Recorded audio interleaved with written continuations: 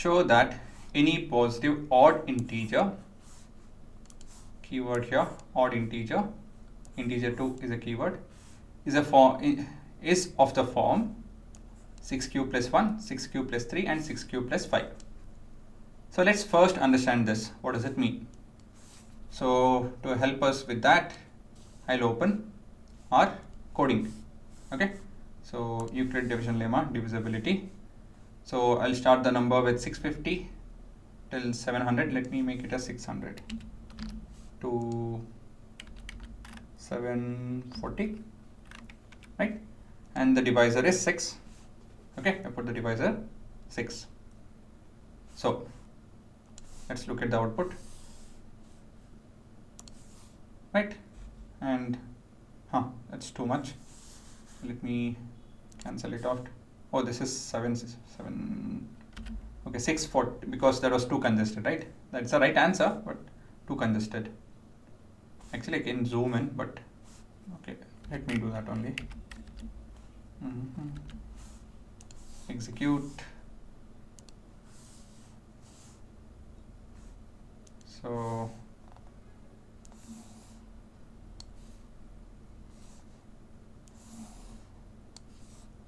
right, I zoomed in. So you can clearly see I have bunch of numbers which are quite congested. Actually, again, I'm not happy. Let me make it as 640 itself.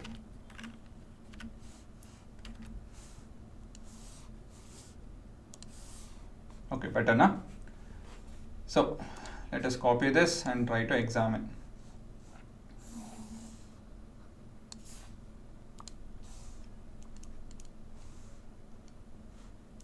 So what we're looking at is bunch of numbers starting from 600 to 640. And we're looking at, the heading will be divisibility of numbers. Actually, not divisibility, reminder now. Okay, I can't do that. Let me paste it again. Yeah, reminder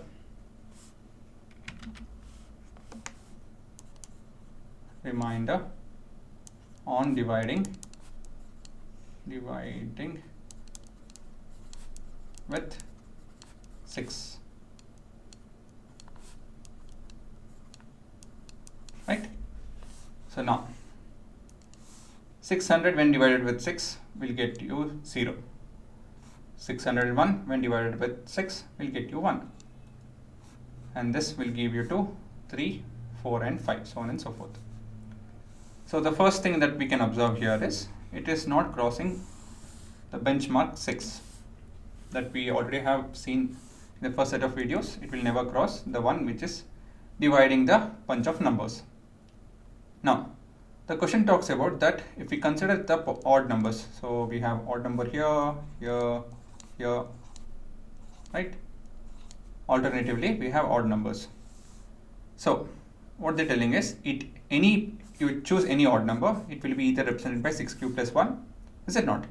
So let me choose an odd number, 617. So when divided with 6, it will give you a remainder of 5. So it is represented by 6 cube plus 5. Another number, 619, has a remainder of 1. So we have 6 cube plus 1. This one, 621, we have a remainder of 3. Good. 623, we have a remainder of 5. So clearly we can see that you choose any odd number, you will end up with either a remainder of 1. So all of these numbers will be an odd number. This also will represent an odd number. This also will represent only odd number and nothing else. Okay, all the odd numbers will be within this line with this particular respective reminders. Okay, that's what the question talks about. But this is bunch of numbers, not the entire set of integers, positive integers. So you have to show for the entire range of it. So to do that, what to do? Well, we'll make use of our Euclid division lemma. So start with as per Euclid division lemma, right? If A and B represents all positive integers, right? We have A is equal to B into Q plus R, where R is greater than or equal to 0 but always lesser than B, where Q and R are unique positive integers, right? You can also write it as int. Okay, instead of integers, let's start writing it as int, because it is helpful in your knowing this is helpful in your coding. See, int, I use the word int, it's a keyword over here in Python. It means integers. So what does it do? I'm not going to talk about that. So using this as a word over here will help you. I just want you guys to know that. Of course, if your teachers have issues with this, then don't do it. If not, it's okay to use. Now, what do we have to substitute? We have to substitute in place of B, we have to substitute 6, right? Is it not? So we have A is equal to 6Q plus R, where R is greater than or equal to 0 but lesser than 6, right? This is what we have to know. Next, this implies a remainder should be equal to 0 or 1, 2, 3, 4 and 5. The reminders can be any one of this. So now we're looking at case. Different cases. We will start off with case when the remainder is 0. But before that, I would like to do one thing. This is a trick which I use to make the calculation a bit easy. 6Q, I can always write it as 2 into 3Q plus R, right? And I can rewrite this as 2M plus R, where M is equal to 3Q. Okay, I am rewriting the given equation. Why? I'll show it to you. It will reduce the calculation. So now when the remainder is 0, we have A is equal to 2m plus 0. 2 into something is an even number.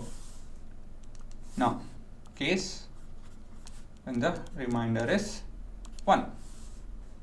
So we have A is equal to 2m plus 1, which is an odd number, right? All you did was we wrote the Euclid division lemma statement, and we wrote that, okay, these are the possible remainders if we divide with 6.